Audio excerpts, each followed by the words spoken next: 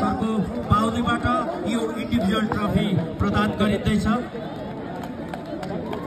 सबैलाई हामी बधाई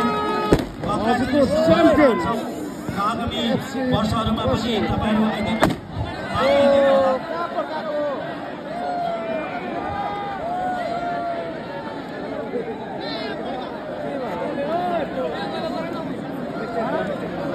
यूकेएफसी का जति पनि हाम्रा प्लेयरहरू हुनुहुन्छ कृपया अगाडि बढिदिने आग्रह गर्दछु।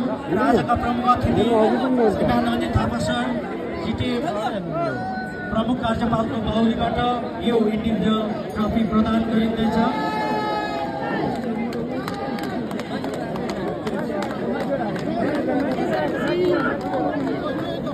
यूकेएफसीलाई धेरै बधाई कङ्ग्रेचुलेसन भन्न चाहन्छौँ। साथसाथै जर्जित फुटबल क्लब कालेबुङलाई पनि हामी हार्दिक बधाई भन्न चाहन्छौँ र यो गगन गोल्डकप नगद फुटबल टुर्नामेन्टको अन्तिम खेलसम्म तपाईहरु आइदिनु भयो।